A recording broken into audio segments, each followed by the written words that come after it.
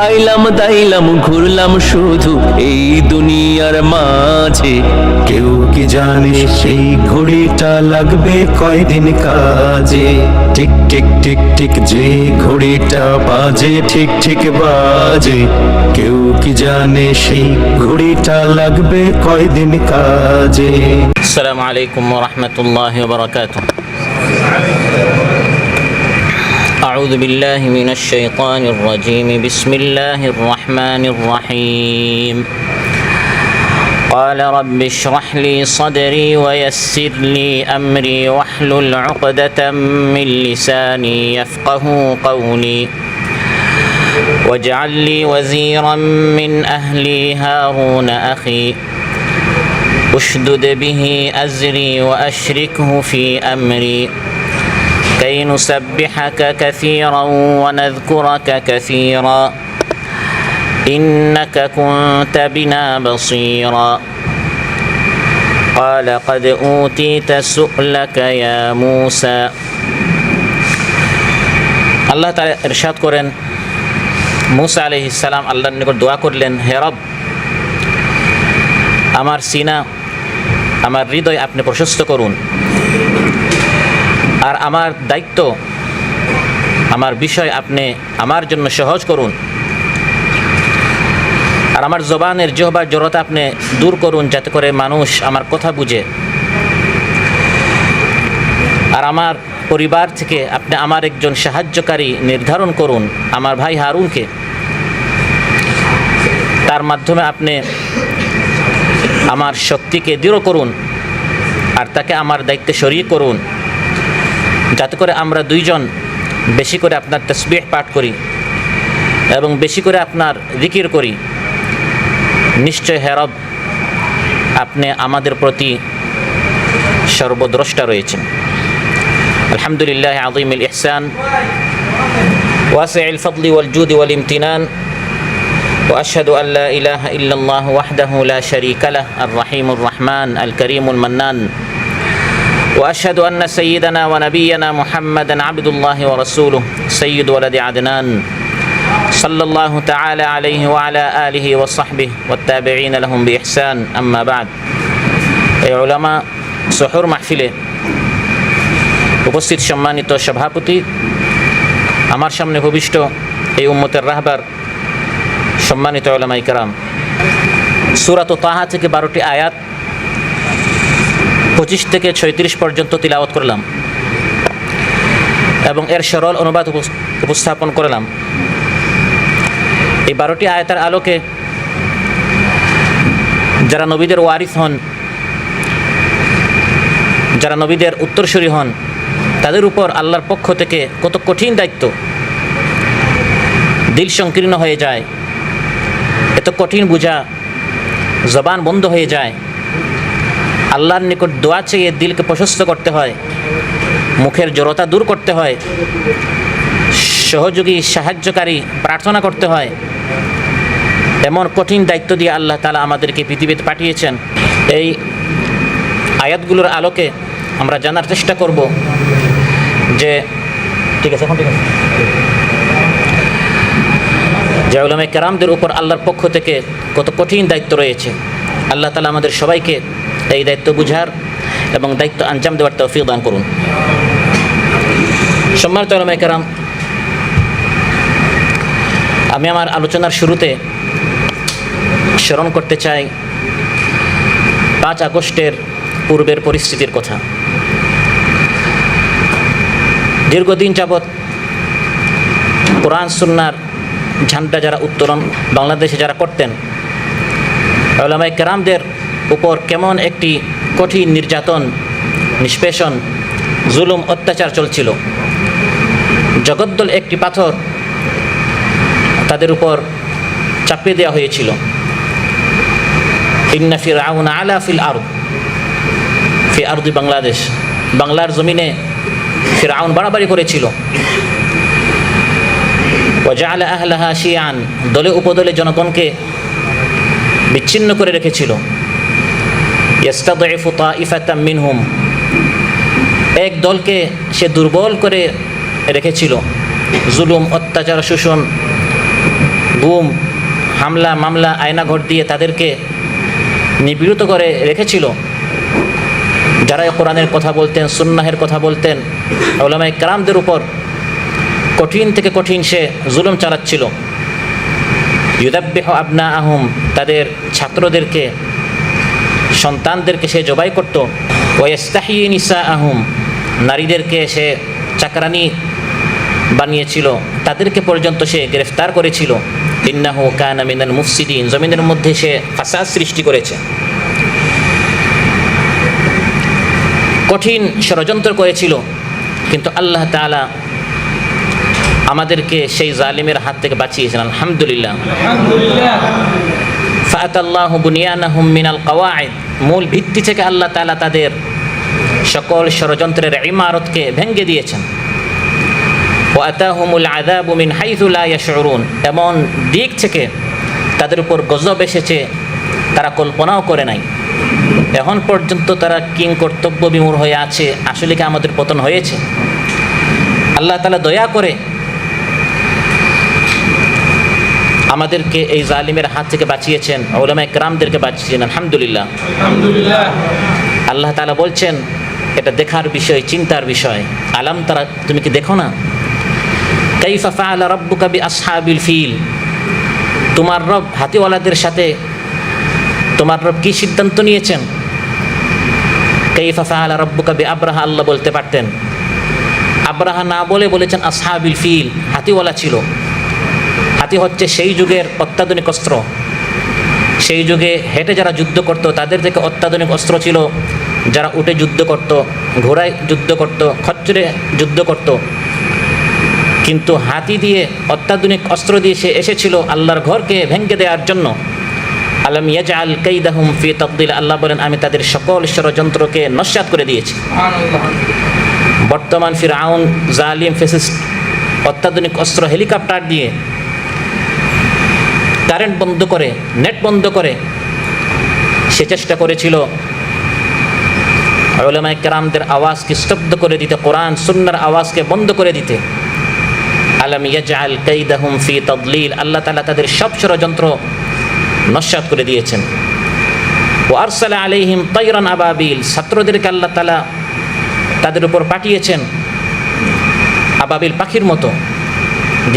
যে ছাত্রদের হাতে একটা অস্ত্র ছিল সেটা হচ্ছে তারমিহিম বিহিজারাতিন মিন সিজ্জিল, তাদের হাতে একটা অস্ত্র ছিল, এই পাথর মেরেছিল। কিন্তু পাথর দ্বারা হাতির উপর যেমন বিজয় হওয়ার কথা ছিল না, এই পাথর দ্বারা হেলিকপ্টার বাহিনীর উপর বিজয় হওয়ার কথা ছিল না। কিন্তু আল্লাহ তাআলা মজলুমদের দোয়া কবুল করে কোরআন সুন্নাহর পতাকাবাহী উলামায়ে কেরামদেরকে, তাওহীদি জনতাকে আল্লাহ তাআলা বাঁচিয়েছেন, আলহামদুলিল্লাহ।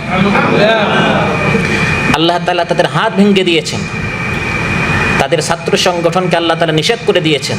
তাব্বাত ইয়াদা আবি লাহাবিন ওয়া তাব, ইয়াদা দুই হাতকে, তাব্বাত মানে ধ্বংস করে দেওয়া হয়েছে।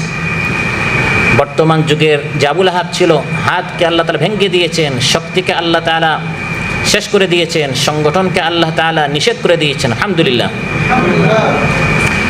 তারা চেয়েছিল ইসলামী শক্তিকে নিষেধ করে দিতে এবং ইসলামী দলকে তারা নিষেধ করে দিয়েছিল, কিন্তু আল্লাহ তাআলা তাদেরকে নিষেধ করে দিয়েছে। যে কাজটি ওই ফিরআউন করেছিল, ফাআরাদা, ফিরআউন চেয়েছিল আন ইয়াস্তাফিজ্জাহুম মিনাল আরদ, মিশরের জমিন থেকে মূসা আলাইহিস সালামের দলকে, পার্টিকে, জামাতকে, অনুসারীদেরকে উৎখাত করতে, বের করে দিতে, নিষেধ করতে, ব্যান করতে। আল্লাহ তাআলা বলেন ফাআগরাকনাহু ওয়া মান মাআহু জামিআ, কিন্তু আমি ফিরআউনকে মিশর থেকে নিষেধ করে দিলাম, মিশরের ইতিহাস থেকে আমি তাকে মুছে দিলাম। পার্শ্ববর্তী দেশ সমুদ্রে আমি তাকে ওয়ামান মাআহু এবং তার গোটা দলকে আমি ডুবিয়ে ধ্বংস করে দিলাম। বাংলার ফিরআউনকেও আল্লাহ তাআলা এভাবে পার্শ্ববর্তী দেশে পাঠালেন, তাদের গোটা দলকে আল্লাহ তাআলা ধ্বংস করে ডুবিয়ে দিলেন, আলহামদুলিল্লাহ। কত বাগান তারা রেখে গেল, গণভবনে তারা কত ঝর্ণা ছিল, কত বাগান ছিল। কাম তারাকু মিন জান্নাতিন ওয়া উয়ুনিন ওয়া যুরুইন ওয়া মাকামিন কারীম, কত সম্মানের আসন ছিল, কত প্রাসাদ ছিল, আরামের কত স্থান ছিল। আল্লাহ বলেন তারা সব রেখে গেছে। ওই ফিরআউনের কথা আল্লাহ বলছেন, আর বর্তমান ফিরআউনের এই দৃশ্য আমরা দেখেছি। আর ওই ফিরআউনের জন্য কেউ কান্না করে নাই। ফামা বাকাত আলাইহিমুস সামাউ ওয়াল আরদ, আসমান জমিনের কেউ তার জন্য কান্না করে নাই। বর্তমান এই ফিরআউন, তার পতন যখন হয়েছে, মানুষ বলে মিষ্টির দোকান নাকি, মিষ্টি তখন আর পাওয়া যায় নাই। এমন জীবন করিও গঠন, মরিলে হাসিবে তুমি, কাঁদিবে ভুবন। এমন জীবন করিও না গঠন, তোমার পতন হলে, মরিলে, ডুবিলে, ধ্বংস হলে কাঁদিবে তুমি, হাসিবে ভুবন। সম্মানিত ভাইরা, সেই 5 আগস্টের আগের কথা যদি আমরা একটু স্মরণ করি, সেই সময় কেমন একটি ভয়, আতঙ্কের মধ্যে আমরা ছিলাম। আল্লাহ তাআলা একদল ছাত্রদের মাধ্যমে আল্লাহর মেহেরবানিতে গোটা জাতিকে আল্লাহ তাআলা বাঁচিয়ে দিলেন। এটি কারো কৃতিত্ব ছিল না, বরং এটি আল্লাহ তাআলার রহমত ছিল। রাসূল সাল্লাল্লাহু আলাইহি সাল্লামকে উদ্দেশ্য করে আল্লাহ তাআলা ইরশাদ করেন, ওয়া আল্লাফা বাইনা কুলুবিহিম, হে নবী, আল্লাহ তাআলা দয়া করে গোটা জাতিকে আপনার নেতৃত্বে ঐক্যবদ্ধ করে দিয়েছেন।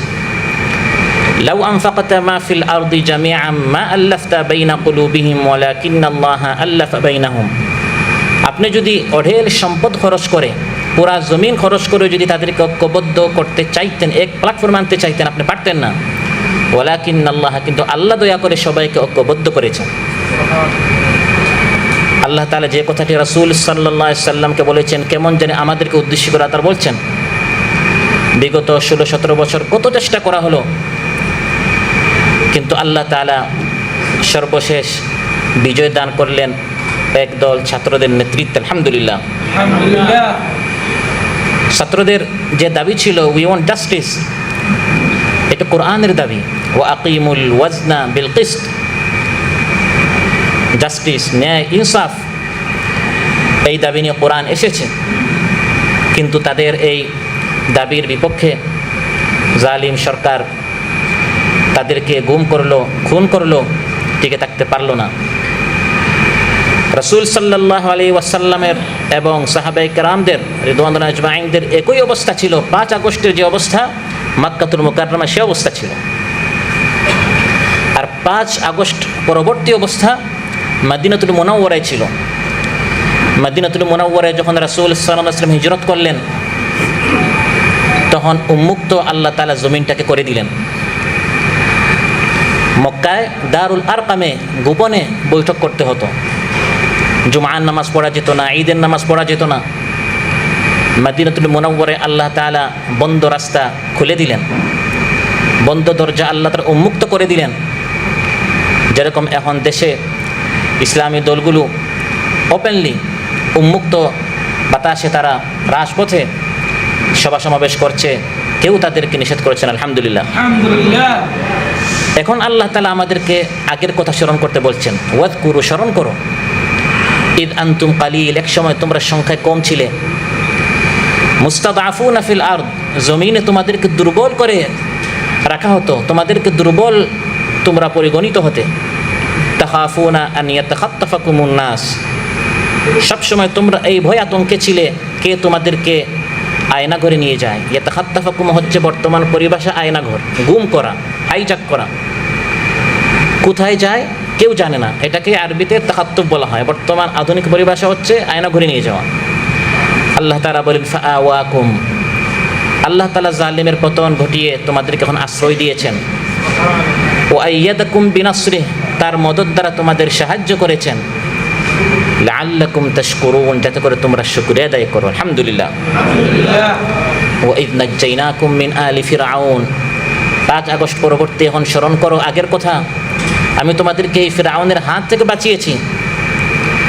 ইয়াসুমুনাকুম সুআল আযাব, তোমাদেরকে কঠিন থেকে কঠিন শাস্তি, নির্যাতন, নিপীড়ন, তোমাদেরকে হত্যাকারী বানিয়ে, তোমাদেরকে ধর্ষক বানিয়ে,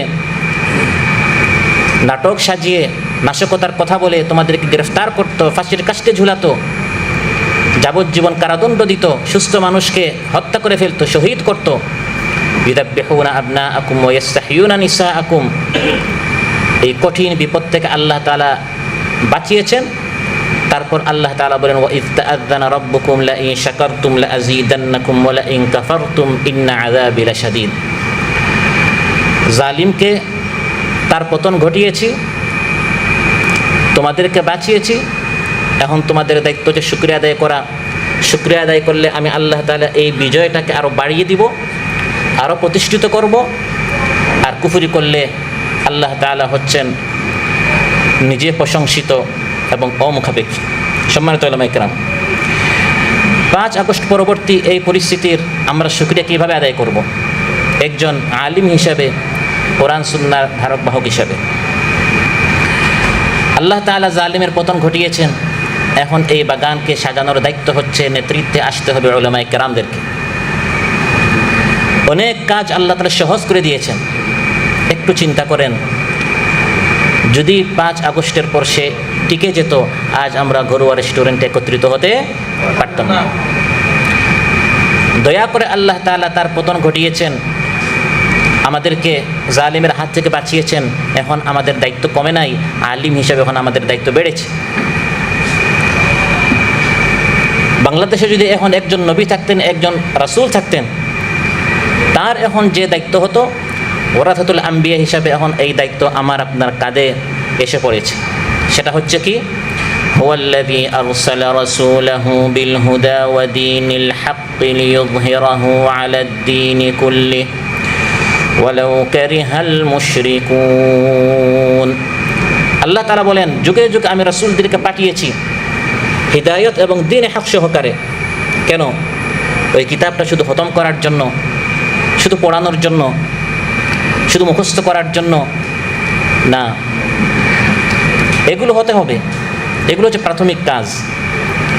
কিন্তু মূল দায়িত্ব হচ্ছে নবীদের, যা তাদের উপর নাজিল হয়েছে সেটা দেশ, সমাজ, রাষ্ট্রে বাস্তবায়ন করার জন্য, বিধানগুলো চালু করার জন্য। মাদ্রাসায় পড়লাম কিতাবুল বুয়ু, এটা গিয়ে মার্কেটে, বাজারে বাস্তবায়ন করার জন্য। মাদ্রাসায় পড়লাম কিতাবুল কাদা, এটা গিয়ে আদালতে বাস্তবায়ন করার জন্য। মাদ্রাসায় পড়লাম বিভিন্ন যে সকল কিতাবগুলো আমরা পড়েছি, এগুলো ব্যাংকে, বিমায়, রাজনীতিতে, অর্থনীতিতে, লিইয়ুযহিরাহু আলাদ দীনি কুল্লি, সেখানে এখন যে সকল নীতি আছে সেগুলোকে পরাজিত করে আমাকে আল্লাহ তাআলা কোরআন সুন্নাহর যে ইলম দিয়েছেন, সেই ইলমটা সেখানে বাস্তবায়ন করার জন্য আল্লাহ তাআলা আমাকে আলিম বানিয়েছেন। সম্মানিত ভাইরা, বাস্তবায়ন যদি আমাদের করতে হয়, আল্লাহ তাআলা আমাদেরকে যাকে যতটুকু ইলমে দ্বীন শিখিয়েছেন, কোরআন সুন্নাহর জ্ঞান শিখিয়েছেন, এটা যদি আমাদের বাস্তবায়ন করতে হয়, তাহলে পাওয়ারের কোনো বিকল্প নেই, ক্ষমতার কোনো বিকল্প নেই। ক্ষমতার কথা বলা হলেই, পলিটিক্সের কথা বলা হলেই, রাজনীতির কথা বলা হলেই অনেকে মনে করেন এগুলো দুনিয়ার কথা। দ্বীনের কথা হচ্ছে কাল আল্লাহ, কাল রাসূলুল্লাহ সাল্লাল্লাহু আলাইহি সাল্লাম। আর রাজনীতির কথা বলা হলেই কেউ কেউ মনে করেন এগুলো হচ্ছে দুনিয়ার কথা। অথচ লিইয়ুযহিরাহু আলাদ দীনি কুল্লি, এই আয়াতটি হচ্ছে রাজনৈতিক আয়াত। কারণ দিন প্রতিষ্ঠা করতে হলে রাজনীতি করে করে রাজা হতে হয়, রাজনীতি না করে করে প্রজা গোলাম হতে হয়। ব্রিটিশরা আমাদের দেশ থেকে যাওয়ার সময় আমাদের মাথায় এটা ঢুকিয়ে দিয়েছে, সংসদ এটা তোমাদের কাজ নয়, গোলামও থাকতে হবে, তোমরা শুধু মসজিদে থাকো, খতম করো, মাদ্রাসায় থাকো, আমাদের গোলামি করো, রাজত্ব আমরা করব। আদালতে চলে এখনও ব্রিটিশ ল, ব্রিটিশদের আইন চলে, সেখানে কোরআনের আইন তারা চালু করতে দেয় না। সেই আদালতে ব্রিটিশের লটি রহিত করে কোরআনের আইন চালু করতে হলে রাজনীতি করা ছাড়া কোনো বিকল্প নেই। কানাত বানু ইসরাঈল তাসুসুহুমুল আম্বিয়া, রাসূল সাল্লাল্লাহু আলাইহি ওয়াসাল্লাম ইরশাদ করেন, বুখারীর বর্ণনা, যুগে যুগে নবীরা বানু ইসরাঈলের নেতৃত্ব দিয়েছেন। তাসুসুহুম থেকে সিয়াসত এসেছে। প্রত্যেক নবী বানু ইসরাঈলের তাসুসুহুম, তারা নেতৃত্ব দিয়েছেন, লিড দিয়েছেন তাদের জাতির। জাতির যখন পানির প্রয়োজন পড়ল, নবীর কাছে গিয়েছে। ও ইয ইসতাসকা মূসা লিকাওমিহি, ও ইয ইস্তাফতা মূসা বলা হয় নাই, মূসা আলাইহিস কাছে তারা শুধু মাসআলার জন্য গিয়েছে, মাসআলার জন্য গিয়েছে, আবার পানির জন্যও গিয়েছে। পানির প্রয়োজন, ত্রাণের প্রয়োজন, অর্থনৈতিক কোনো একটা সমস্যা হয়েছে, রাজনৈতিক কোনো একটা সমস্যা হয়েছে, তখন আলিম উলামা যারা নবীদের উত্তরসূরি তাদেরকে জনগণ তাদের পার্শ্বে দেখতে চায়। এটি হচ্ছে উলামা ইকরামদের দায়িত্ব। এবং সেজন্য আল্লাহ তাআলা কিতাবও নাজিল করেছেন, পাশাপাশি হাদিদও নাজিল করেছেন।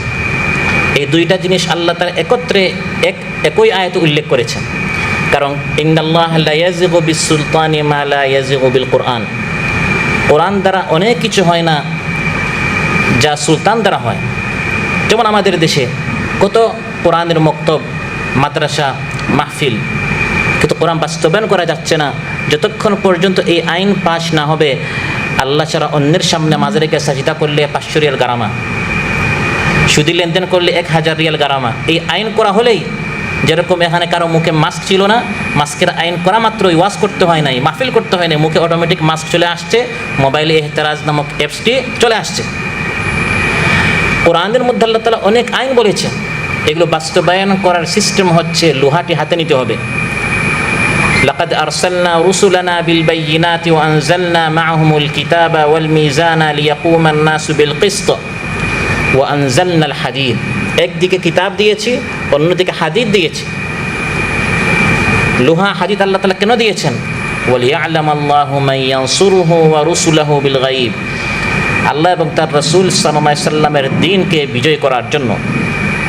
সম্মানিত ভাইরা, এই দায়িত্ব দিয়ে আল্লাহ তাআলা যুগে যুগে নবীদেরকে পাঠিয়েছেন। দ্বীন কায়েম করার এই দায়িত্ব দিয়ে প্রত্যেক নবীকে আল্লাহ তাআলা এই দায়িত্ব দিয়ে পাঠিয়েছেন, গোলামি করার জন্য নয়, বরং তার জাতির নেতৃত্ব দেওয়ার জন্য, সমাজকে গড়ার জন্য, দেশকে গড়ার জন্য। তার উপর যে কিতাব নাজিল হয়েছে, তাকে যে হিদায়াত দেওয়া হয়েছে, এই হিদায়াতের আলোকে তার দেশ, তার সমাজ যাতে করে তিনি পরিচালনা করেন, এই দায়িত্ব দিয়ে আল্লাহ তার প্রত্যেক নবীকে পাঠিয়েছেন। এই ধরনের 5 জন নবীর নাম নিয়ে নিয়ে আর বাকিদের কথা পরোক্ষভাবে সূরাতুশ শুরার 13 নম্বর আয়াতে আল্লাহ তাআলা উল্লেখ করেছেন। শারআ লাকুম মিনাদ-দীন মা ওয়াসসা বিহি নূহান ওয়াল্লাযী আওহায়না ইলাইক وما وصينا به إبراهيم وموسى وعيسى أن أقيموا الدين ولا تتفرقوا فيه। 5 জন নবীর কথা, যাদেরকে উলুল আজম বলা হয়, হিম্মতওয়ালা নবী, দৃঢ় সংকল্পের নবী। এই 5 জন নবীর কথা বিশেষভাবে আল্লাহ তাআলা উল্লেখ করেছেন। নূহ আলাইহিস সালাম, মুসা আলাইহিস সালাম, ঈসা আলাইহিস সালাম এবং মুসলিম মিল্লাতের পিতা ইব্রাহিম আলাইহিস সালাম এবং আমার আপনার নবী রাসূলুল্লাহ সাল্লাল্লাহু আলাইহি সাল্লাম। আল্লাহ তাআলা বলেন এই 5 জনকে এবং বাকি নবীরাও, সবার মূল দায়িত্ব ছিল আন আকিমুদ্দিন ওয়ালা তাতাফাররাকু ফি। আমি যে আয়াতগুলো তিলাওয়াত করেছি সেখানে এই 5 জন নবীর মধ্যে অন্যতম একজন নবী মুসা আলাইহিস সালামের কথা আল্লাহ তাআলা উল্লেখ করেছেন। মুসা আলাইহিস সালামকে যখন আল্লাহ তাআলা ইকামতে দ্বীনের দায়িত্ব দিলেন এবং মুসা আলাইহিস সালাম যখন আল্লাহর পক্ষ থেকে কালাম এবং রিসালাত প্রাপ্ত হলেন, ইন্নী ইসতাফাইতুকা আলান নাসি বিরিসালাতি ওয়া বিকালামি, এই বিশাল দায়িত্বপ্রাপ্ত যখন তিনি হলেন, এখন তার দায়িত্ব হচ্ছে ইকামতে দ্বীন। তখন মুসা আলাইহিস সালাম নিজের প্রজ্ঞা, নিজের জ্ঞান, নিজের সত্তা, নিজের শক্তির উপর ভরসা না করে তিনি আল্লাহ তাআলার দ্বারস্থ হলেন। কারণ আল্লাহর সাহায্যে এই মহান দায়িত্ব যেটি আল্লাহ তাআলা নবীদের উপর দিয়েছিলেন এবং নবীদের বর্তমানে উলামায়ে কেরামদের উপর এসেছে, আল্লাহর সাহায্য ছাড়া এই দায়িত্ব পালন করা সম্ভবপর নয়। এই দায়িত্ব যখন পালন করতে আমরা যাব, রাস্তায় অনেক বিপদ আপদ রয়েছে, বাধা বিপত্তি রয়েছে, এগুলোর সম্মুখীন হওয়া অপরিহার্য। সেগুলো হাসি মুখে বরণ করার মনোবল আল্লাহর পক্ষ থেকেই আসতে হবে। নিজের জ্ঞান, নিজের শক্তি দ্বারা এর মোকাবেলা করা সম্ভব নয়। তাফসীর ইবনে কাসিরে এসেছে মুসা আলাইহিস সালাম আল্লাহর নিকট এই দায়িত্ব প্রাপ্ত হওয়ার পর এই দোয়াটি কেন করলেন, যে দোয়াটি আমি শুরুতে তিলাওয়াত করেছি, যার উপর আমার দার্স চলছে। ক্বালা রাব্বি ইশরাহ লি সাদরি ওয়া ইয়াসসির লি আমরি। ইকামতে দ্বীনের দায়িত্ব পেয়ে তিনি আল্লাহর নিকট 5টা জিনিস চেয়েছেন। এই দোয়াটি তিনি কেন করলেন? কারণ আল্লাহ তাআলা তার উপর যে কঠিন দায়িত্ব দিয়েছেন, গুরু দায়িত্ব দিয়েছেন, তাকে আল্লাহ তাআলা এই কঠিন দায়িত্ব দিয়ে এমন এক লোকের কাছে পাঠাচ্ছেন যে তখনকার সময় জমিনের বুকে সবচেয়ে বড় অহংকারী ছিল, দাম্ভিক ছিল এবং কুফুরিতে চরম ছিল। সৈন্য সামন্ত বাহিনী ফোর্স তার অগণিত ছিল, যে অত্যন্ত দুর্দণ্ড ছিল, প্রতাপশালী ছিল, অহংকারী রাজা ছিল। বরং সে নিজে তো দাবি করেছিল আমি নিজেই আনা রাব্বুকুমুল আ'লা, নাউযুবিল্লাহ, আমি সবচেয়ে বড় রব। শুধু তাই নয়, মা আলিমতু লাকুম মিন ইলাহিন গায়রি, আমার জানা মতে আমি ছাড়া কোনো ইলাহি নেই। এবং বর্তমান যেরকম বড় বড় জালিম তাগুতেরও দেখা যায় অন্ধ কিছু ভোটার থাকে, অনুসারী থাকে প্রতিটা দেশে, সেই ফিরআউনেরও যার নিকট মূসা আলাইহিস সালামকে পাঠানো হচ্ছে, তারপর যারা তাকে ছাড়া আর কাউকে ইলাহ হিসাবে বলে মনে করতো না, দীর্ঘদিন যাবৎ সে এমনভাবে তাদেরকে গড়ে তুলেছে এবং শিক্ষা ব্যবস্থা এমনভাবে সে করেছিল, ওয়ামা আকরাহতানা আলাইহি মিনাস সিহর, তাফসীরে এসেছে সে জাদুবিদ্যাকে শিক্ষা ব্যবস্থায় বাধ্য করে দিয়েছিল। এমনভাবে সে তাদেরকে গড়েছিল, তাদের ব্রেইন, তাদের মাইন্ড, ফলে তারা তার গোলাম হওয়াটাকেই তারা এটাকেই সঠিক মনে করত। যার ঘরে মূসা আলাইহিস সালাম ছোটবেলা থেকে লালিত পালিত হয়েছিলেন, এত কিছুর পর আবার সেই ফিরআউনের কাছে আল্লাহ তাআলা তাওহীদের দাওয়াত দিয়ে তাকে পাঠিয়েছেন। সুতরাং তার তো প্রচুর দোয়া করা প্রয়োজন। তাই তিনি আল্লাহর দরবারে এই কয়েকটা দোয়া করলেন, যে প্রত্যেকটা দোয়া আমাদের এখন প্রয়োজন। মূসা আলাইহিস সালাম যে পরিস্থিতির মোকাবেলা হয়েছিলেন, আমরা এখন বাংলাদেশকে গড়তে হলে আমাদের সামনে এই ধরনের বিশাল দায়িত্ব এখন রয়েছে। আল্লাহর নিকট সাহায্য আমাদের চাইতে হবে। প্রথম দোয়া তিনি করেছিলেন, ক্বালা রাব্বি ইশরাহ লি সাদরি, হে আল্লাহ আমার সিনা, আমার বক্ষ, আমার অন্তরকে, হৃদয়কে ঈমান দ্বারা, নবুয়ত দ্বারা আপনি প্রশস্ত এবং আলোকিত করে দিন। দায়িত্বটি এত ভারী, জাতির সামনে সত্য উপস্থাপন করা, হক কথা বলা, এই দায়িত্বটি ভালো করে কেউ অনুধাবন করলে, এর বোঝাটা মাথায় আসলে অটোমেটিক দিলটা ছোটো হয়ে যায়, সংকীর্ণ হয়ে যায়। এত বড় দায়িত্ব আমি কি পালন করতে পারবো? মূসা আলাইহিস সালাম নিজে বলেছেন, ওয়ায়াদিকু সাদরি, হে আল্লাহ এটা চিন্তা করা মাত্রই আমার দিলটা সংকীর্ণ হয়ে যাচ্ছে, এত কঠিন দায়িত্ব আমি কি পালন করতে পারবো? তিনি তার অপারগতার আল্লাহর সামনে যখন পেশ করলেন, রাব্বি ইশরাহ লি সাদরি, এই কথা দ্বারা তিনি দোয়া করলেন, হে আল্লাহ আমার সিনা আপনি এই দায়িত্ব পালন করার জন্য উন্মুক্ত করে দেন, আমার মনে এই মহান দায়িত্বভার বহন করার মতো হিম্মত আপনি সৃষ্টি করুন, আমার উৎসাহ উদ্দীপনা আপনি বাড়িয়ে দেন, আমাকে এমন সবর, এমন ধৈর্য, এমন দৃঢ়তা, এমন ইস্তেকামত, এমন সংযম, সহনশীলতা, নির্ভীকতা, দুর্জয় সংকল্প আপনি দান করুন, যার মাধ্যমে আমি সত্য বলতে পারি, সত্য প্রতিষ্ঠা করতে পারি, দিন কায়েম করতে পারি।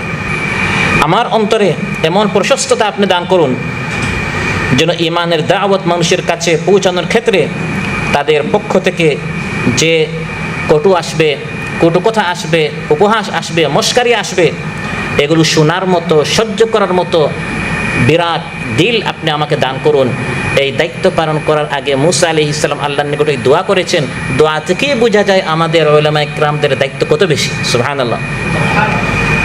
সম্মানিত ভাইরা, মূসা আলাইহিস সালামকে ফিরআউনের নিকট আল্লাহ তাআলা পাঠালেন, তিনি আল্লাহর নিকট দোয়া করলেন, রব্বি ইশরাহ লি সাদরি। আমি আপনি যদি চিন্তা করি আমাদের কত কঠিন দায়িত্ব, আমাদেরও আল্লাহর নিকট দোয়া করা দরকার। জাতির ক্লান্তি লগ্নে, সমস্যার সময় উলামায়ে কিরামদেরকে দায়িত্ব পালন করতে হবে। বিশেষ করে এখন এই অনুকূল পরিস্থিতিতে আলিম উলামাদেরকে এগিয়ে আসতে হবে এই কঠিন দায়িত্ব পালন করতে গিয়ে। হে আল্লাহ আমার দিলটা প্রশস্ত করে দেন। আলিম উলামাদেরকে জাতির সমস্যার সময়, সংকটের সময় তারা পার্শ্বে পাবে যে আলিমকে, সে হচ্ছে প্রকৃত আলিম। যেমন কারুন যখন জাতির সামনে আসলো সাজসজ্জা নিয়ে, তাদেরকে দুনিয়ামুখী করার জন্য, তাদেরকে প্রতারিত করার জন্য, তাদেরকে প্রলোভন দেখিয়ে মোহিত করার জন্য তখন জাতিকে কারুনের এই ধোঁকা থেকে, প্রতারণা থেকে বাঁচিয়েছিল যারা আহলে ইলম। وقال الذين أوتوا العلم ويلكم ثواب الله خير لمن آمن وعمل صالحا ولا يلقاها إلا الصابرون। যারা আহলে ইলম তারা বললেন, হে আমাদের জাতি, আপনারা প্রতারিত হবেন না। এগুলো দুনিয়া, এগুলো প্রতারণা, এগুলো ধোঁকা। আল্লাহর নিকট যে পুরস্কার, এটাই সত্য, এটাই প্রকৃত, এটাই হক। এবং কিছুদিন যেতে না যেতে তারা বুঝতে পেরেছে আহলে ইলমের কথাটাই সঠিক ছিল।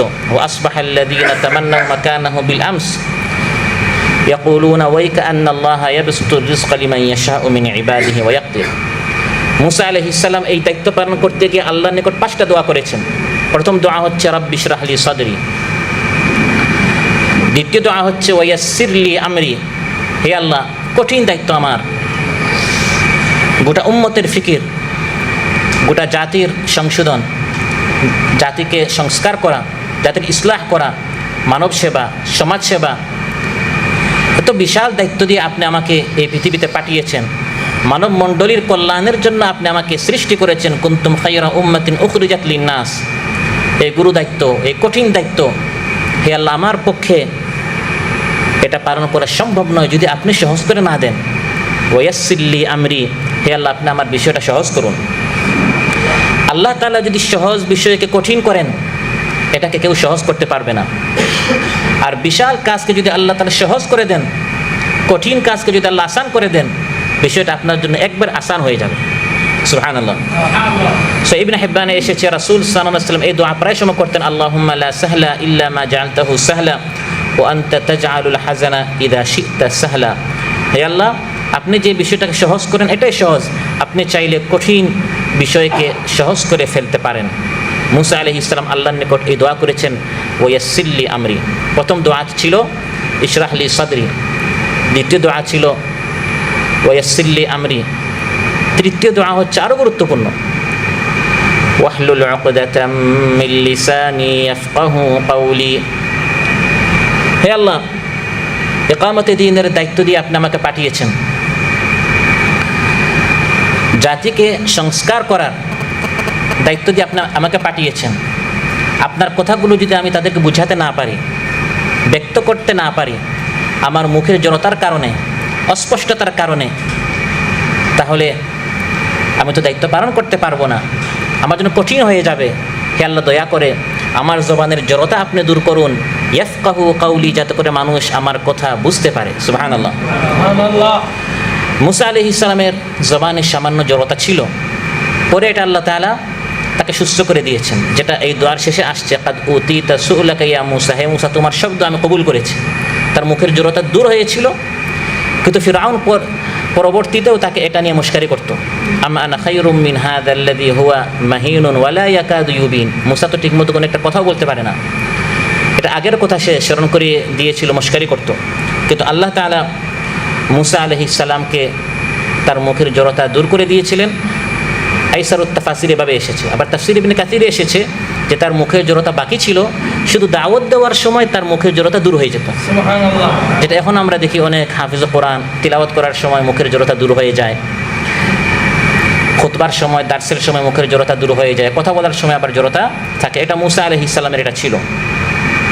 সম্মানিত ভাইয়েরা, এখান থেকে আমাদের জন্য বড় একটি শিক্ষা, যারা দ্বীন কায়েমের দায়িত্ব নিয়ে দাঁড়িয়েছেন, সমাজকে সংশোধন করার জন্য, ইসলাহ করার জন্য, তাদের মুখের ভাষা সুন্দর হতে হবে। রিসালাতের দায়িত্ব যারা পালন করতে চান, মানুষদেরকে দাওয়াহ ইলাল্লাহ, এই দায়িত্ব যারা পালন করতে চান, তাদেরকে স্পষ্টভাষী হতে হবে, বিশুদ্ধ ভাষাভাষী তাদেরকে হতে হবে। এটা অত্যন্ত জরুরি বিষয়। সেজন্য এই দোয়ার মধ্যেই মুসা আলাইহিস সালাম এরপরের যে দোয়া করলেন, হে আল্লাহ আমার ভাইকেও আমার সাথে আপনি তাকে ওয়াজির বানান, সহযোগী বানান। কেন? মুসা আলাইহিস সালাম দেখতে বেশি সুন্দর ছিলেন, হারুন আলাইহিস সালাম দেখতে বেশি সুন্দর ছিলেন, বা তার স্বাস্থ্য বেশি ছিল, বা তার শক্তি বেশি ছিল? না, তার একটা যোগ্যতা বেশি ছিল, সেটা হচ্ছে ওয়া আখি হারুন হুয়া আফসাহু মিন্নি লিসানা। তিনি একটু সুন্দর, মুসা আলাইহিস সালাম থেকে বেশি সুন্দর বলতে পারতেন। সুবহানাল্লাহ। তাহলে দাঈল আল্লাহ যারা দ্বীন কায়েম করার দায়িত্ব যারা পালন করতে চান, তাদেরকে স্পষ্টভাষী হতে হবে, ফাসিহুল লিসান হতে হবে। সম্মানিত ভাইরা, তাই যারাই দ্বীন কায়েম করতে চান তাদের ভাষাটা স্পষ্ট হতে হয়, আঞ্চলিকতা পরিহার করা, বিশেষ করে মাতৃভাষা।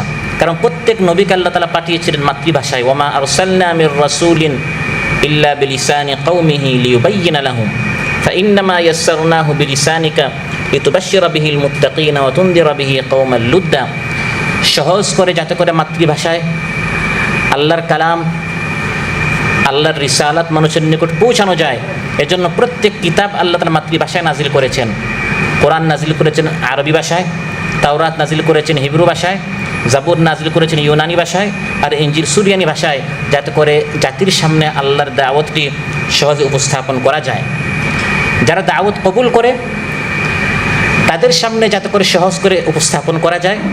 আবার যারা দাওয়াত কবুল করে না, তাদের সাথে তর্ক করার সময় টকশোতে, বৈঠকে, সেজন্য আল্লাহ তাআলা কিতাবটা মাতৃভাষায় নাজিল করেছেন, যাতে করে তর্ক করাটাও সহজ হয়। ওয়া তুনদিরা বিহি কওমান লুদ্দা। কওমান লুদ্দা বলা হয়েছে বিতর্কপ্রবণ, যারা বিতণ্ডা প্রিয়, কলহ প্রিয়, ঝগড়াটে, তাদের সামনে কোরআন সুন্নাহের কথা উপস্থাপন করার সময় সে যখন মানে না, তখন তার সাথে প্রয়োজনে তর্ক করাটাও যাতে করে সহজ হয়, এজন্য কোরআনটি আল্লাহ তাআলা মাতৃভাষায় নাজিল করেছেন। সম্মানিত উলামায়ে কেরাম, অতএব দ্বীন কায়েম করার জন্য যারা এগিয়ে আসেন তাদের ভাষাটি সাবলীল হতে হয়, প্রাঞ্জল হতে হয়, স্পষ্ট হতে হয়। উদউ ইলা সাবিলি রাব্বিকা বিল হিকমাতি ওয়াল মাউইযাতিল হাসানা। শব্দচয়ন, উচ্চারণ সুন্দর হতে হয়।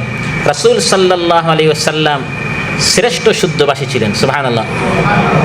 একটা হাদিসে এসেছে, যদিও এর সনদে দাফ রয়েছে, আনা আফসাহু মান নাতাকা বিদ্দাদ, যে আমি সবচেয়ে বিশুদ্ধ ভাষায় আমি নবী কথা বলি। সুবহানাল্লাহ। রাসূল সাল্লাল্লাহু আলাইহি ওয়াসাল্লাম তার জিন্দেগিতে কখনো কোনো আঞ্চলিক, কোনো অশুদ্ধ ভাষা তিনি ব্যবহার করেননি। দ্বীন কায়েম যারা করতে চান তাদের ভাষাটি শুদ্ধ হতে হয়। আর রাসূল সাল্লাল্লাহু আলাইহি ওয়াসাল্লামের ভাষা সুন্দর করার জন্য ছোটবেলায় তাকে মায়ের কুল থেকে পাঠানো হয়েছে মা হালিমাতুস সাদিয়ার নিকট। কারণ বানু সাদ, হালিমাতুস সাদিয়া বানু সাদ থেকে আসছে। এই বানু সাদ ছিল আরবদের মধ্যে সবচেয়ে শুদ্ধ ভাষায় তারা কথা বলতো। আর মক্কাতুল মুকাররমায় মানুষ আসতো হজ উমরা করতে, এখানে ভাষার মিশ্রণ হয়ে যেত, বিভিন্ন মানুষ আসতো, শহরে ভাষার মিশ্রণ হয়ে যায়। যাতে করে রাসূল সাল্লাল্লাহু আলাইহি ওয়াসাল্লাম ভবিষ্যতে দ্বীন কায়েমের যখন দায়িত্ব পালন করবেন, তার ভাষাটি যেন অবিকৃত থাকে এবং সুন্দর থাকে, তিনি প্রাঞ্জল এবং স্পষ্ট ভাষায় কথা বলতে পারেন। সেই জন্য মক্কাতুল মুকাররমা থেকে সরিয়ে আল্লাহ তাআলা আপন তত্ত্বাবধানে তাকে বানু সাদ নিয়ে হালিমাতুস সাদিয়ার নিকট নিয়ে গেলেন। সুবহানাল্লাহ। সুবহানাল্লাহ। যুগে যুগে নবীরা যারাই দ্বীন কায়েম করার দায়িত্বে এগিয়ে এসেছেন, তাদের ভাষা সুন্দর ছিল, তাদের ভাষণ সুন্দর ছিল, মাতৃভাষায় তারা কথা বলতেন। যেমন দাউদ আলাইহিস সালাম, তিনি একাধারে সুললিত কণ্ঠে তিনি ওয়াজ করতেন, সুললিত কণ্ঠে তিনি তিলাওয়াত করতেন। তিনি যখন তিলাওয়াত করতেন তখন পিন পতন নীরব, পুরা জায়গায় এমনভাবে নীরবতা হতো যে পাহাড় পর্বত পাখিরাও তার সাথে তিলাওয়াত করত। ইন্না সাখারনাল জিবালা মাআহু ইউসাব্বিহনা বিল আশি ওয়াল ইশরাক। শুধু তিনি ওয়াইজ ছিলেন, কারি ছিলেন, হাফিজ ছিলেন, মাওলানা মুফতি ছিলেন, এতটুকু আল্লাহ তাআলা বলেন না, ওয়া আতাহুল্লাহুল মুলকা ওয়াল হিকমাতা ওয়া আল্লামাহু মিম্মা ইয়াশা। তিনি একাধারে রাজা ছিলেন, হাকিম ছিলেন, আলিম ছিলেন। সুবহানাল্লাহ। আল মুলক আল্লাহ তাআলা তাকে রাজা বাদশাহ বানিয়েছেন, ওয়াল হিকমাত আল্লাহ তাআলা তাকে হিকমত দিয়েছেন এবং গভীর জ্ঞান আল্লাহ তাআলা তাকে দিয়েছেন। আর তার রাজত্ব কেমন ছিল? ঢিলাঢালা ছিল। আলিম মাওলানা মানুষ দুনিয়া তিনি বুঝেন না এমন ছিলেন। আল্লাহ বলেন না, তার রাজত্ব কেমন ছিল? ওয়াশাদাদনা মুলকাহু, শাদাদনা, শক্ত আমি করে দিয়েছি। তিনি শক্ত একজন রাজনীতিবিদ ছিলেন। সুবহানাল্লাহ। একাধারে কারিও ছিলেন। যখন জাবুর তিলাওয়াত করতেন, ইয়া জিবালু আউবি মাহু ওয়াত-তাইর। আবার তিনি রাজনীতিবিদ ছিলেন, আবার তিনি সাহসী ছিলেন। ওয়াকাতালা দাউদ জালুত, সেই যুগের যে স্বৈরাচার ছিল তাকে তিনি হত্যা করেছেন। আবার তার ভাষণ কেমন ছিল? ওয়া ফাসলাল খিতাব, খিতাব খুতবা থেকে আসে, ভাষণ থেকে। তার ভাষণ স্পষ্ট ছিল। এই কথা আল্লাহ তাআলা কেন বললেন? দাউদ আলাইহিস সালাম হাজার হাজার বছর আগের কাহিনী। আমাদের মধ্যেও কারা কারা দাউদ আছে তাদেরকে বাছাই করে করে দাউদের ওই জায়গায় আমাদের বসাতে হবে। প্রত্যেক সমাজে এই ধরনের দাউদ আছে। দাউদ আলাইহিস সালামের মতো যাদের মধ্যে এই সকল গুণ সবচেয়ে বেশি রয়েছে, উলামায়ে কেরাম তাদেরকে নেতৃত্বে আসতে হবে। সুবহানাল্লাহ। কিন্তু আমরা দাউদ আলাইহিস সালামের শুধু একটা গুণ নিয়েছি, হাফিজ, আলিম, কারি, মুফতি, এতটুকু। কিন্তু ওয়া আতাহুল্লাহুল মুলকা ওয়া শাদাদনা মুলকাহু, এগুলো অনেক সময় আমরা ভুলে যাই। যাতে করে আমরা ভুলে না যাই সেজন্য কোরআনের মধ্যে আল্লাহ তাআলা দাউদ আলাইহিস সালাম নামক এই রাজনীতিবিদ, এই কারি, এই ওয়াইজ, সুরলিত কণ্ঠে যিনি তিলাওয়াত করতেন, যিনি রাজা বাচ্চা ছিলেন, যিনি জালিমকে হত্যা করেছেন, ওয়াকাতালা দাউদ জালুত, যিনি সুবক্তা ছিলেন, অফাস্তাল খিতাব, তার কথা কোরআনের মধ্যে আল্লাহ তাআলা উল্লেখ করেছেন। তাহলে মুসা আলাইহিস সালাম ইকামতে দ্বীনের দায়িত্ব পালন করতে গিয়ে প্রথম দোয়া করেছেন রব্বি ইশরাহ লি সাদরি, দ্বিতীয় দোয়া করেছেন ওয়ায়াসসির লি আমরি, তৃতীয় দোয়া করেছেন ওয়াহলুল উকদাতাম মিন লিসানি ইয়াফকাহু কাওলি, চতুর্থ দোয়া করেছেন ওয়াজআল লি ওয়াজিরাম মিন আহলি হারুন আখি। হে আল্লাহ, আমার আহাল থেকে আমার একজন ওয়াজির আপনি নির্ধারণ করুন। ওয়াজির, আউজার, উজির বলা হয় বুঝাকে, ভারী বুঝাকে আরবিতে আল্লাহ তাজিরু ওয়াজিরাতুন উইজরা উখরা, ভারী বুঝাকে আরবিতে উজির, আউজার বলা হয়। এক বচনে উজির, বহু বচনে আউজার। রাষ্ট্র পরিচালনায় বাদশার এই রাষ্ট্র পরিচালনার দায়িত্ব নামক এই বোঝা বহন করতে সহযোগিতা করে মন্ত্রীরা, এই জন্য আরবিতে মন্ত্রীদেরকে ওয়াজির বলা হয়। আল্লাহ তাআলা বলেন মুসা আলাইহিস সালাম আল্লাহর নিকট দোয়া করেছেন, হে আল্লাহ, রিসালাতের এই যে ভারী দায়িত্ব, ইকামতে দ্বীনের এই যে কঠিন দায়িত্ব, এই বোঝাটি বহন করার জন্য আপনি আমার পরিবার থেকে একজনকে আমার সহযোগী বানান। তার প্রথম দোয়াটি আম ছিল, হে আল্লাহ, আমার পরিবার থেকে একজন সহযোগী আপনি পাঠান। তারপর তিনি খাস করে দিলেন হারুন আখি, তিনি হচ্ছেন আমার ভাই হারুন। তাফসিরে এসেছে পৃথিবীর ইতিহাসে ভাই ভাইয়ের জন্য, ভাই ভাইয়ের উপর যে অবদান, আমরা অনেকেই ভাইদের জন্য অনেক কিছু করি, সবচেয়ে বেশি অবদান হারুন আলাইহিস সালামের উপর তার ভাই মুসা আলাইহিস সালামের। তিনি দোয়া করে তার ভাইকে নবী বানিয়েছেন। সুবহানাল্লাহ। সম্মানিত ভাইরা, তিনি কেন চেয়েছেন তার ভাই হারুন আলাইহিস সালাম তার সাথে ওয়াজির হন, নবী হন, সেটাও দোয়ার মধ্যে তিনি উল্লেখ করেছেন। আশদুদ বিহি আজরি, উশদুদ বিহি আজরি, দুই কিরাত রয়েছে, উশদুদ বিহি আজরি বা আশদুদ বিহি আজরি, যাতে করে তার মাধ্যমে আমার দায়িত্বটি পালন করা সহজ হয়, আমার শক্তি আরও বেশি বৃদ্ধি পায়। সুবহানাল্লাহ। উশদুদ বিহি আজরি, আমার কোমরটা, আমার বাহুটা আপনি তার মাধ্যমে আর শক্ত করুন।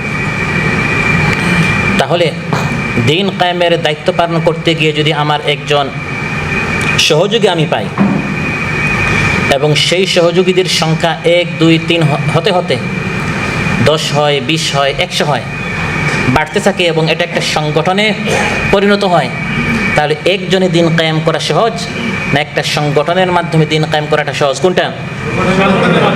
সেটা মুসা আলাইহিস সালাম বুঝেছিলেন।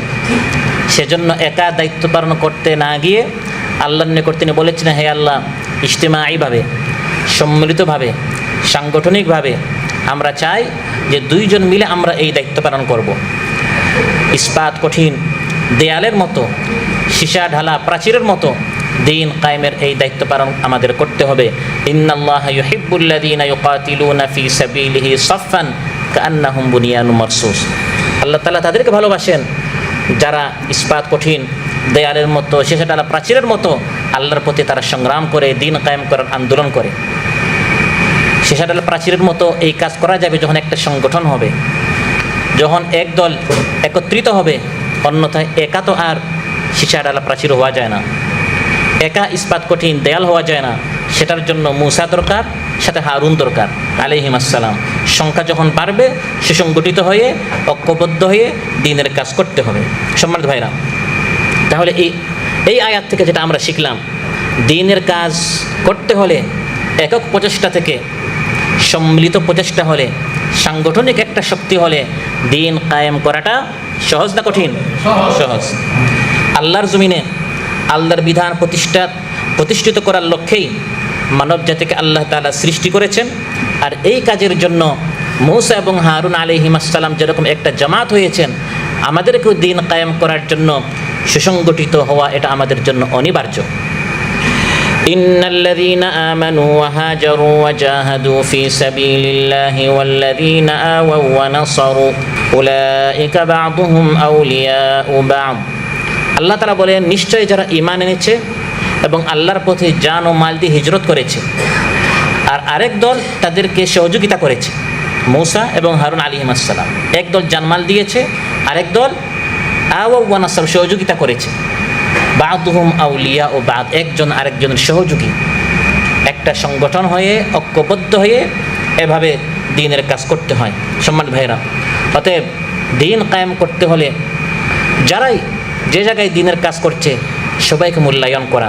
কেউ মাদ্রাসায়, কেউ মক্তবে, কেউ ইউনিভার্সিটিতে, কেউ ওয়াদের ময়দানে, কেউ রাজনীতির ময়দানে, কেউ অর্থনীতির ময়দানে, কেউ মিডিয়ার জগতে, যে যেখানে দ্বীনের কাজ করছে, এভাবে যখন উলামায়ে কেরাম আমরা একজন আরেকজনকে মূল্যায়ন করব, সমর্থন করব, তখন দ্বীন কায়েম করাটা আমাদের জন্য সহজ হবে। কারণ যারাই কাজ করছে সবাই আমাদের ভাই, কেউ আমাদের শত্রু নয়। ইন্নামাল মুমিনুনা ইখওয়া। সম্মানিত ভাইরা, সাংগঠনিকভাবে, সম্মিলিতভাবে, জামায়াতিভাবে যদি দ্বীনের কাজ করা যায়, ফলে ফায়দাটা কি হবে? তখন সংগঠনটা মজবুত হয়। উশদুদ বিহি আজরি, একা করলে কাজটা হালকা হয়ে যায়, ভাঙ্গা সহজ হয়। আর যখন একটা দল হয়, সংগঠন হয়, দ্বীন কায়েম করার জন্য যখন এক দল একত্রিত হয়, মূসা আলাইহিস সালাম বলছেন উশদুদ বিহি আজরি, তার মাধ্যমে হে আল্লাহ আপনি আমার শক্তিকে দৃঢ় করুন। সূরাত ইয়াসিন আল্লাহ তাআলা উল্লেখ করেছেন, প্রথমে দুইজন নবীকে পাঠালাম, ইদ আরসালনা ইলাইহিম ইসনাইন ফাকাযযাবুহুমা, তারপর ফাআজ্জাজনা বিসালিস, তৃতীয় নবী দ্বারা আমি আগের দুই নবীকে শক্তিশালী করেছি। একজন ছিলেন, দুইজন হওয়ায় আরও শক্ত হয়েছে। ফাআজ্জাজনা বিসালিস, তিনজন হওয়ায় শক্তিটা কি হয়েছে? আরও শক্ত হয়েছে। নবীরা পর্যন্ত সবসময় সহযোগী, কর্মী এবং এক দল তারা, মানুষ তারা গঠন করেছেন, সংগঠন তারা গঠন করেছেন, তারপর দ্বীনের কাজ করেছেন। সূরাতুস সাফের শেষের দিকে, শেষের রুকুতে আল্লাহ তাআলা ইসলামী আন্দোলনের কথা বিস্তারিতভাবে বলেছেন। হাল আদুল্লুকুম আলা তিজারা, শেষের আয়াতগুলোতে ইসলামী আন্দোলন এই কথা বলার পর শেষের আয়াতে এসে আল্লাহ তাআলা বলে দিয়েছেন, ইসলামী আন্দোলন করতে হলে সংগঠনের কোনো বিকল্প নেই। নবীরা পর্যন্ত এভাবে তারা সহযোগী চেয়েছেন। কুনু আনসার আল্লাহি কামা ক্বালা ঈসা ইবনু মারইয়াম লিল হাওয়ারিয়িন মান আনসার ইলাল্লাহ, আমি একা ঈসা দায়িত্ব পালন করব না, কে কে আছো আমার সাথে দ্বীন কায়েম করার এই সংগ্রামে আমার সাথে সহযোগী হবে, আমার সহযোগিতা করবে। সুবহানাল্লাহ। যখন তার একদল তার সাথে গেল এবং তারা যখন একটা জামায়াত হলেন, ফাআইয়াদনা আল্লাযীনা আমানু আলা আদুওয়িহিম ফাআসবাহু যাহিরিন, তারা বিজয়ী হলেন। ফাআসবাহু যাহিরিন, তারা বিজয়ী হলেন, তারা প্রতিষ্ঠিত হলেন। কখন? ফাআমানাত তাইফাতুম মিন বানি ইসরাঈল, তাইফা বলে এক দলকে। যখন একদল ঈমান আনলো, একদল কুফরি করলো, যে দল ঈমান আনলো ঈসা আলাইহিস সালামের নেতৃত্বে আল্লাহ তাআলা তাদেরকে বিজয় দান করলেন।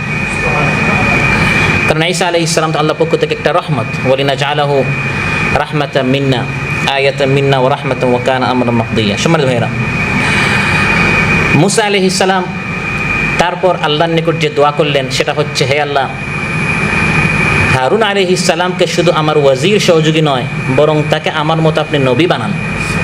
ওয়া আশরিকহু ফি আমরি, তাকে আপনি আমার এই দায়িত্বে শরীক বানান। উলামায়ে কেরামদের অন্যতম দায়িত্ব হচ্ছে উম্মতের জন্য দোয়া করা, অন্যান্য আলিমদের জন্য দোয়া করা। হে আল্লাহ, তাদেরকেও আমাদের এই কাফেলায় শামিল করুন। আশরিকহু ফি আমরি। আর তো কেউ নবী হতে পারবে না। মূসা এবং হারুন আলাইহিস সালামের মতো আমাদের দোয়া করতে হবে, হে আল্লাহ, যে সকল উলামায়ে কেরাম, যে সকল মানুষ এখনও এই কাফেলায় শরীক হয় নাই, 5 আগস্ট পরবর্তী সময় সুবর্ণ সুযোগ এসেছে দেশ গড়ার, এখনও যারা দেশ গড়ার কাজ, এই কঠিন দায়িত্ব বুঝতে পারছে না, হে আল্লাহ আশরিকহু ফি আমরি, তাদেরকেও আমাদের সাথে এই দায়িত্ব বুঝার, দায়িত্ব পালন করার আপনি তাদেরকে তৌফিক দান করুন। যখন একজন, দুইজন, তিনজন হয়ে একটা দল হয়ে যায়, তখন ইকামতে দ্বীনের দায়িত্ব পালন করা সহজ হয়। অর্থনীতিতে ইসলাম প্রতিষ্ঠা করা, রাজনীতিতে ইসলামী আইন চালু করা, সমাজনীতিতে, শিক্ষানীতিতে সব জায়গায় ইসলামকে নিয়ে যাওয়া, আল্লাহর পবিত্রতা এবং আল্লাহকে স্মরণ করা, বেশি বেশি করে এই কাজটা তখন সহজ হয়ে যায়। যেটা মুসা আলাইহিস সালাম বলেছেন, হে আল্লাহ, আমার ভাই হারুনকে আমার সাথে নবী করে কেন পাঠান? কাই নুসাব্বিহাকা কাসীরা ওয়া নাযকুরাকা কাসীরা। কাসীরা বেশি, তার মানে যত সংখ্যা বাড়বে তত আল্লাহর বিধানগুলো বাস্তবায়ন করা, প্রতিষ্ঠা করা আরও সহজ হবে। মানুষের দ্বারে দ্বারে আরও বেশি জামাত যেতে পারবে, আরও বেশি গ্রুপ ভিত্তিক দাওয়াতি কাজ করা যাবে, আরও বেশি দিনে বৈঠক করা যাবে, আরও বেশি আল্লাহর তাসবিহ, আল্লাহর জিকির, দিনী মাহৌল, দিনী পরিবেশ চালু করা সহজ হবে। যত বেশি দিন কায়েম করার এই সংগঠনের সংখ্যা বাড়বে, সংগঠন যত বেশি মজবুত হবে। অতএব মানুষের মুক্তির জন্য ঐক্য এবং সাংগঠনিকভাবে মজবুতি অর্জন করা এটা অতি জরুরি। ঢিলাঢালা কোনো সংগঠন দিয়ে দিন প্রতিষ্ঠা করা সম্ভব নয়। ভয়াবহ কঠিন একটি পাহাড়ে যদি আমরা উঠতে যাই একটা গাড়ি নিয়ে, আর আমার গাড়ির টায়ারও যদি ভালো না থাকে, ব্রেক যদি নষ্ট হয়, তাহলে এই পাহাড়ের উপরে ওঠার আগে আমি ধ্বংস হব, গাড়িটাও যাবে। সমাজ সংস্কারের জন্য উলামায়ে কেরাম দাঁড়িয়েছেন, দিন কায়েম করার জন্য উলামায়ে কেরাম দাঁড়িয়েছেন। বাতিলটা তো দিবে না। যারা চাঁদাবাজ, যারা টেন্ডারবাজি করতে চায়, যারা দুর্নীতি করতে চায়, তারা তো চাইবে না যে ইসলামের বিজয় হোক। এই কঠিন দায়িত্ব যখন পালন করতে যাওয়া হবে, তখন স্বাভাবিকভাবে বাতিল শক্তি সব ঐক্যবদ্ধ হয়ে যাবে। তখন আমাদের শক্তি যদি ঢিলাঢালা হয়, পরস্পর ফাতোয়া ছোড়াছুরি হয়, তখন স্বাভাবিকভাবে তাদের শক্তির কারণে নয়, বরং আমাদের দুর্বলতার কারণে, অনৈক্যের কারণে তারা 5 আগস্ট পূর্বের মতো আবার তারা আমাদের উপর চলে আসতে পারে, আল্লাহ না করুন। অতএব বিচ্ছিন্নতা জাতিকে ধ্বংস করে, ঐক্য জাতির জন্য কল্যাণকর। ঐক্য জাতিকে পৌঁছে দিতে পারে সমৃদ্ধির সোনালী শিখরে। সুবহানাল্লাহ। ওয়া মান ইয়াতাসিম বিল্লাহ ফাকাদ হুদিয়া ইলা সিরাতিম মুস্তাকিম। সম্মানিত উলামায়ে কেরাম, বিগত 52-53টি বছর বাংলাদেশের চলে গেল। অনৈক্য, ডিসইউনিটি, বিভেদ বিচ্ছিন্নতা আমাদেরকে কত পিছনে নিয়ে গিয়েছে। বাংলাদেশি উলামায়ে কেরাম যেমন, জনগণও তেমন। আমাদের মধ্যে অনৈক্যটা খুব বেশি। অথচ কোরআনের মধ্যে আল্লাহ তাআলা বলে দিয়েছেন এক প্ল্যাটফর্মে আসতে হবে। লিইয়ুযহিরাহু আলাদ-দীন কুল্লি আন আকিমুদ-দীন, এটার জন্য এক প্ল্যাটফর্মে না আসা পর্যন্ত সম্ভব নয়। ওয়াতাসিমু বিহাবলিল্লাহি জামিআন ওয়া লা তাফাররাকু। লা তাফাররাকু এটা আল্লাহ তাআলা অন্য হুকুমের সাথে বলেন নাই। কোনো কাজে তাফাররাক করা জায়েজ নয়, কিন্তু অন্য কোথায়, অন্য জায়গায় আল্লাহ বলেন নাই। এই জায়গায় আল্লাহ তাআলা উল্লেখ করেছেন, এটা গুরুত্ব সবচেয়ে বেশি। সাল্লু ওয়া লা তাফাররাকু, সুমু ওয়া লা তাফাররাকু, যাক্কু ওয়া লা তাফাররাকু, হুজ্জু ওয়া লা তাফাররাকু, এগুলো আল্লাহ তাআলা বলেননি। যদিও কোথাও তাফরিকা করা জায়েজ নয়, কারণ এই জায়গায় তাফরিকা করলে ইসলামের পুরো শক্তি ধ্বংস হয়ে যাবে। বিগত 52-53 বছরের মতো কখনো ইসলাম প্রতিষ্ঠা হতেই পারবে না যতক্ষণ পর্যন্ত ইসলামী শক্তির ঐক্যবদ্ধ না হবে। অনৈক্য হচ্ছে সঠিক পথ থেকে বঞ্চিত হওয়ার অন্যতম কারণ। ইন্নামা জুইলাস সাবতু আলাল্লাযীনা ইখতালাফু ফী আও নালআনাহুম কামা লাআন্না আসহাবাস সাবত। শনিবারটি ছিল ইহুদিদের জন্য একটি লানত। সেটা কি? বুখারী মুসলিমে এসেছে লম্বা হাদিস, যার সারসংক্ষেপ হচ্ছে বানু ইসরাইল ইহুদদের উপরও আল্লাহ তাআলা জুমার দিনটা তাদের জন্য বাছাই করেছিলেন। খ্রিস্টানদের উপরও জুমার দিনটা আল্লাহ তাআলা বাছাই করে রেখেছিলেন, কিন্তু ফাখতালাফু, তারা ইখতিলাফ করলো। ফাহাদানাল্লাহু লাহু, আল্লাহ তাআলা জুমার দিনটা আমাদেরকে দেখিয়ে দিলেন, আর তাদেরকে আল্লাহ তাআলা এই পথ থেকে ভ্রষ্ট করে দিলেন। একদল আঁকড়ে ধরল শনিবারকে, আরেক দল রবিবারকে, অথচ সবার জন্য বিধান ছিল জুমাবারের। কেন? পরস্পর ইখতিলাফের কারণে। জুইলাস সাবতু, তাফসীর বাগাবীতে এসেছে আই জুইলা লানাতান আলাইহিম আলাল্লাযীনা ইখতালাফু ফী। এই অনৈক্যের কারণে সত্য জানার পর তারা উম্মি ছিল না। কোরআনে আল্লাহ তাআলা যখনই সম্বোধন করে বলেছেন ইয়া আহলাল কিতাব, অর্থাৎ হে উলামায়ে কেরাম, তারা আহলে কিতাব ছিল, কিতাবের হাফিজ ছিল, কিতাবের আলিম ছিল, কিন্তু ইখতিলাফ করার কারণে তারা শ্রেষ্ঠ দিন থেকে তারা বঞ্চিত হয়ে গেল। সহিহ বুখারীতে এসেছে, রাসূল সাল্লাল্লাহু আলাইহি ওয়াসাল্লাম একদিন সাহাবায়ে কেরামদের সামনে বের হলেন। লাইলাতুল কদর কোন রাত, 27 না 25 না 23, এটা একবারে নির্দিষ্ট করে বলে দেওয়ার জন্য। সহিহ বুখারীর বর্ণনা। ফাতালাহা রাজুলানি মিনাল মুসলিমিন, দুইজন সাহাবা রাদিয়াল্লাহু আজমাইন তারা ঝগড়া করলেন, দুইজন মুসলিম ঝগড়া করলেন। রাসূল সাল্লাল্লাহু আলাইহি ওয়াসাল্লাম ইরশাদ করলেন, খারাজতু লিউখবিরাকুম বিলাইলাতিল কদরি ফাতালাহা ফুলানুন ওয়া ফুলান ফারুফিআত ওয়া আসা আন ইয়াকুনা খায়রান লাকুম। আমি বের হয়েছিলাম লাইলাতুল কদর কোন রাত একবারে নির্দিষ্ট করে বলে দেওয়ার জন্য। এই দুইজন ঝগড়া করার কারণে আমার মাথা থেকে এটা চলে গেছে। তাহলে এটা কোন রাত এটা নির্দিষ্ট আমরা জেনে নিতাম, কিন্তু এই হিদায়ত থেকে, এই সত্য থেকে আমরা বঞ্চিত হয়ে গেলাম। ঝগড়া হয় ঐক্যের কারণে না অনৈক্যের কারণে? অনৈক্যের একটি শেষ একটা পর্যায়ে গিয়ে আপনার ঝগড়া হয়।